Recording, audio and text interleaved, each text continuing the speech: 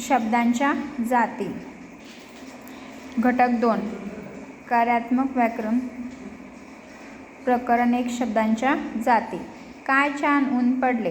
प्रश्न दिला होता, खालील वाक्यातील नाम ओळखून त्याचा पर्याय क्रमांक छायांकित करा.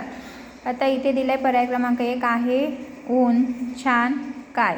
तर याच्यामध्ये ऊन जे आहे ते काय नाम आहे.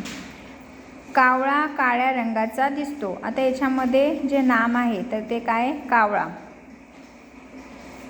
पर्याय क्रमांक 4 अमर खूप उंच आहे. आता याच्यामध्ये काय अमर नाम आहे. केवढा मोठा अजगर आहे. तर अजगर काय झाले ते नाऊन. पर्याय क्रमांक 3. नंतर प्रश्न 5 ते 8 साठी सूचना दिली. खालील वाक्यातील किती नामे आली आहेत ते ओळखा व योग्य पर्याय क्रमांक छायांकित करा. हापूस आंबा केशरी दिसतो. कसा दिसतो केशरी दिसतो. तर हापूस ही काय आंब्याची कास्ट आहे. आंबा आणि केशरी हे दोन जे आहेत ते काय नाऊन आहे. पर्याय क्रमांक 1.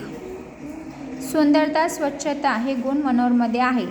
तर याच्यामध्ये 3 दिसतात सुंदरता स्वच्छता आणि मनोहर हे 3 जे आहे ते काय नाम आहे. पर्याय क्रमांक 4. गाय व शेळी हे पाळीव प्राणी आहेत. गाय व शेळी आता याच्यामध्ये पाळीव प्राणी पण एक काय नाव पाळीव प्राणी आहेत. कसे आहेत तर काळी. तर किती झाले 3. पर्याय क्रमांक 1. चंद्र हा पृथ्वीचा उपग्रह आहे. याच्यामध्ये चंद्र आणि पृथ्वी किती झाले 2. खाली दिले खालील पर्यायात नाम नसलेला पर्याय क्रमांक शोधा. नाम जे नाही आहे याच्यामध्ये सुरेश, सुधीर, सुरेख आणि सुनील. तर सुरेख जे आहे ते नाम नाही आहे.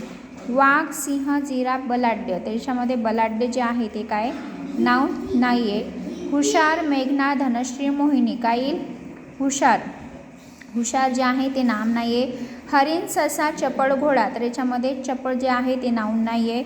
आपला, आरती, आनंद, आकाश. तर याच्यामध्ये काही आपला हे नाऊन नाही आहे. नंतर खालील पर्यायातून नाम असलेला शब्द ओळखा. मी, आम्ही, त्याला, मनोज. याच्यामध्ये नाम असलेला त्याच्यामध्ये येईल मनोज.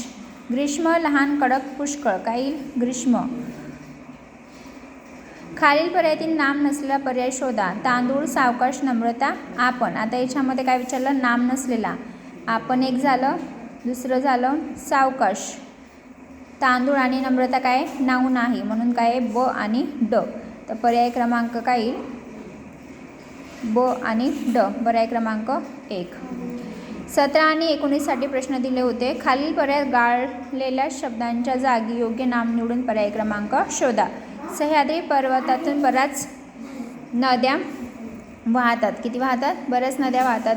व्याख्यान ऐकण्यासाठी हजारो प्रेक्षक जमले होते. आणि बैल हा प्राणी शेतीसाठी उपयोगी पडतो. तर पर्याय क्रमांक 2 बैल हा प्राणी शेतीसाठी उपयोगी पडतो.